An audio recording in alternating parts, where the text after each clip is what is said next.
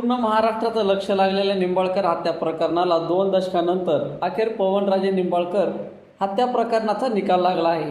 ओमराजे निंबाळकर यांच्या कुटुंबाला या निकालामुळे मात्र खूप मोठा धक्का बसला आहे. आरोपी पद्मसिंग पाटील आणि अन्य 8 आरोपींची कोर्टाने निर्दोष मुक्तता केलेली आहे.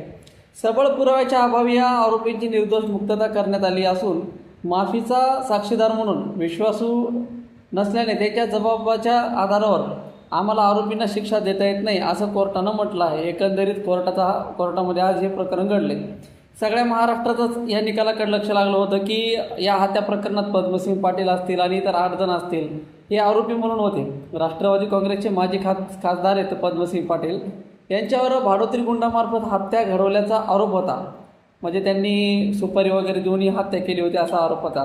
3 जून 2006 रोजी पवनराजे मुंबईवरून धाराशिवला निघालेले असताना 2 मारेकऱ्यांनी कळंबोली येथे त्यांची गाडी अडवली आणि धडाधड त्यांच्यावरती गोळ्या झाडल्या. त्यात पवनराजे आणि त्याचा जे ड्रायव्हर होता समद काजी या दोघांचा पण यामध्ये मृत्यू झाला होता. कायद्याच्या चौकटीत राहून कोणतंही कोर्ट निकाल देतं. रायगड कोर्टातही काही वेळ केस चालली. एकूण 127 साक्षीदार तपासण्यात आले अशी माहिती विशेष CBI कोर्टाने दिली आहे. म्हणजे एकंदरीत हे जे प्रकरण आहे ते CBIनं संपूर्ण प्रकरण उचलून धरलं होतं.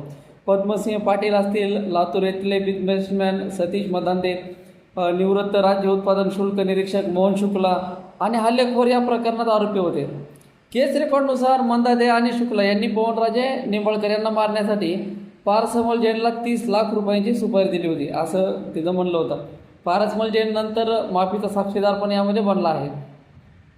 पद्मसिंह पाटील हे पवनराजे निंबाळकर यांचे चुलत बंधू आहेत आणि पद्मसिंह पाटील यांनी त्यांच्या राजकीय कारकिर्दीत अनेक मंत्रालये सांभाळली पण आहेत. पद्मसिंह पाटील हे महाराष्ट्राचे माजी मंत्री पण होते.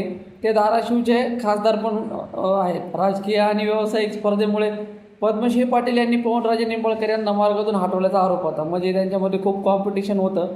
एकंदरीत यामुळं अशी चर्चा होती की कॉम्पिटिशनमुळे त्यांनी हे केलं होतं. आता यामध्ये सगळ्यात महत्त्वाचं म्हणजे तपासामध्ये काय त्रुटी आपल्याला याच्यामध्ये पाहायला मिळाल्या असं कोर्टानं सांगितलं आहे. निकाल वाचन करताना कोर्टानं तपासातील अनेक गंभीर त्रुटी दाखवून दिला. माफीचा साक्षीदाराच्या जबाबात बऱ्याच तफावती आहेत. 2 कबुली जबाबामध्ये बरेच बदल त्यांना दिसले. 2 वेगवेगळे जबाब हे बारकाईनं पाहणे कोर्टासाठी महत्त्वाचे आहे असं कोर्टानं निकाल करताना म्हटलं आहे. या धक्कादायक बाब म्हणजे चार्जशीट दाखल होण्याच्या काही दिवस आधीच पुन्हा माफीच्या साक्षीदाराचा जबाब नोंदवण्यात आला.